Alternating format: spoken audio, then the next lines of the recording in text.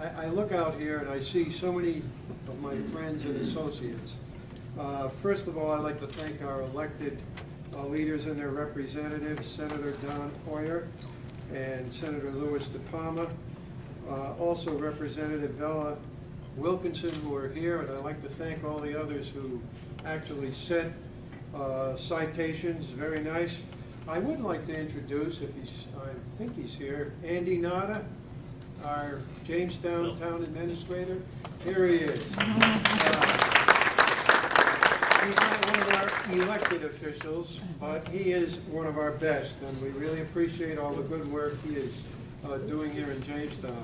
I'm also happy to say that there are many people here from my hometown of Jamestown and the Jamestown Association, and they are all here today, as well as many of my friends from the education realm in the states of Rhode Island, Connecticut, and Massachusetts. But most of all, I would like to thank our Rhode Island volunteers who are here. They, under the leadership of John D. Tomaso and Tia Sigolonsky, and our State Leadership Council have done a lot of good with our own legislature in putting forth the needs and meeting all the needs of older people in Rhode Island. And of course, I would be delinquent if I did not invite some of our board members who actually work with me, and one is here. I'd like to introduce him. It's Colonel Jake Lozada. If he would stand up, he was on my board. I'm very happy he was here. Jake was the enforcer for my board. Now, when somebody was talking, I forget if it was Kathleen or John, they said, I guess it was Kathleen, because she's the sharp one. John, you're good too. She said that there was the velvet glove and the iron hammer. Well, I thought she was saying, Joan, that you were the velvet glove and I was the iron hammer. But all I know is when we had, how many people on the board, Jake? 23. 23 people from all over the country, from every possible party, every possible age, young, old, whatever. And let me tell you something. They didn't agree on much. And it took a long, long time and a big effort to get them to come up with the positions that eventually became the positions of AARP. And that's the way it's done, you know. It's not done by the staff or the CEO. It's done by the board itself. But every time I had a problem with a board member, which really wasn't very often, I would just say to Jake, and Jake and that board member would go into a little side room.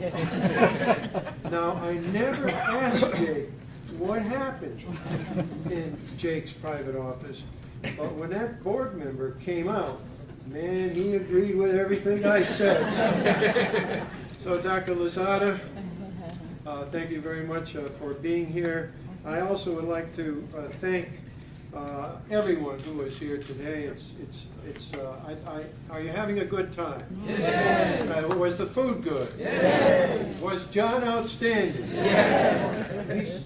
I was going to say you should get a new job, but I better not say that. Thank you very much for all that you have done here.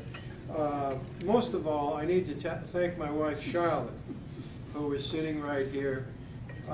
She has been looking for these adjectives, because you've got to find them very carefully. Beautiful. That one works, right, Joanne?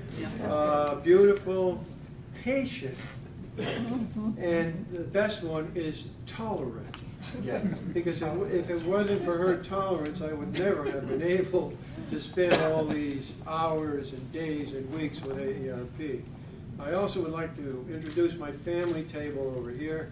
I'm happy that my daughter Nancy is here with her husband Mike Gilbert, as well as my extended family, Fred Aldridge and Margaret Zarlengo, who came all the way from Massachusetts. Thank you very much for coming here. We're very happy to have you all here. one of the things that I do want to correct, though, is Kathy Connell. She made a promise to me, you know, when we were working together. She said, look, you take this job, I know you can do it as state president. It's not going to be that tough, as she said. But what she didn't say is, I promise you, the term is limited to 6 years. Well, here I am, 14 years later, working in various positions on the national and state level, and I'll tell you, I'm loving every single minute of it. My wife is shaking her head. I hate to hear what she's going to tell me. But I do want to thank the Rhode Island and the National AARP for actually giving me this opportunity. It's a golden opportunity to work in such a large organization and such a beneficent organization that does so much to help not only Rhode Islanders, but people across our country, and not just the ones that are 50 plus, but really for all people. So I appreciate that. It has given me an opportunity to grow, to contribute, to learn, and to enjoy. And this happened at a very, very exciting time.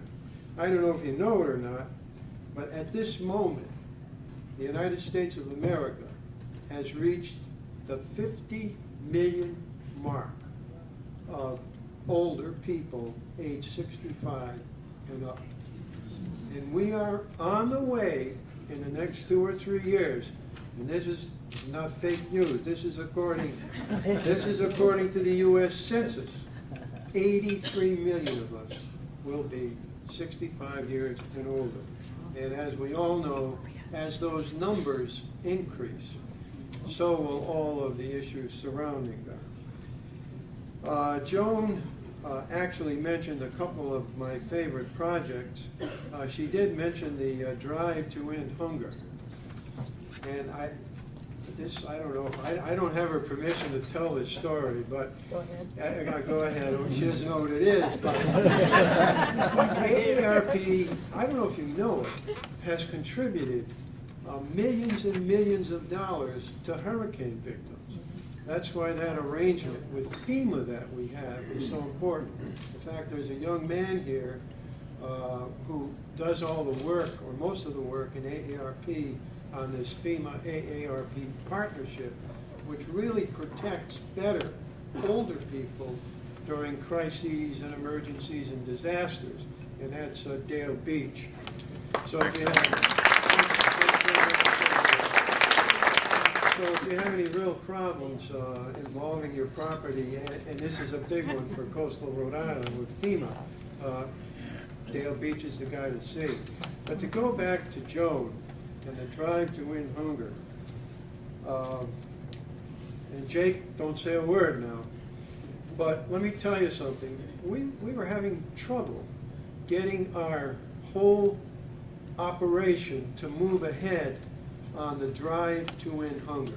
AARP was very anxious, looking back, to provide more money for people who are needy across the United States. So somebody on the board came up with the idea with, hey, we need to tap a new audience. So before I knew it, the board had approved a partnership between us and, you ready for this? NASCAR. NASCAR, you know, round and round. Well, let me tell you, some of those board members thought they were in the cloud, but they voted for it. And all it was we shared advertising with the NASCAR organization so we could together raise more money. We had a sign on the NASCAR, what number was it? 40? 23. 23. That said, you know, support AARP, support the Drive to End Hunger. So we were all there in Daytona Beach for the very first race of our joint car, which was actually driven by Jeff Gordon. Oh. And guess what? It spun out, cracked up, and got totally demolished. Fortunately, Jeff was able to walk away. Well, those of us who were there from AARP on the board were hiding under that table. That wasn't my idea, it wasn't my idea. 23 A votes automatically turned into 23 nay votes. Well, much to our relief, what reappeared on the car is another car exactly like Jeff Gordon's car. Brand new, no scratches, no wreckage, no nothing. Went around and around and around and won the race. And that was a big kickoff for our drive to end hunger. But I also learned something. I didn't know that every car that was entered in NASCAR also had an identical double. I don't know how much they cost each, but they all had a second car ready to go. And that's what Jeff Gordon had to keep our drive to end hunger going. That wasn't such a bad story, was it?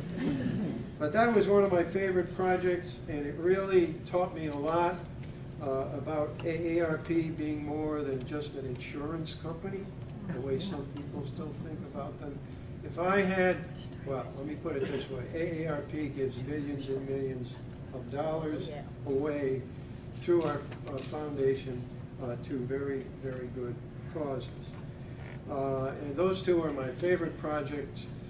The other one was mentioned in our CEO's letter, and that is this whole question of how does a big organization facing such huge challenges as AARP, with this increasing number of older people who need help, guidance, whatever.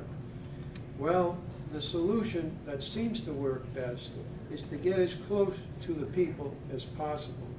That's why Joan mentioned the state offices and now many of our local contacts, which are making people on the ground understand that AARP is not some distant thing. It's something that's out there to help not only older people, but people of all ages as well. And that whole thing, that idea of working locally and on the state level really appeals to me. And I want to close by giving my sincerest appreciation to Kathleen Connell, Director of the State Office, and the whole staff. She's read their names once, I'll read them again. Darlene Reza Rossi, Rochelle Jennings, John Martin, our MC, who deserves a big hand for putting up with it. John D. Tomaso, and several planning members who worked on this event, including Barbara Peters, who I believe is here. Right, Barbara? How you doing? I know how hard you all work, not only to make Rhode Island one of the best state offices in the country, but also to make this event so special. So I will always remember this day. Thank you, thank you, thank you.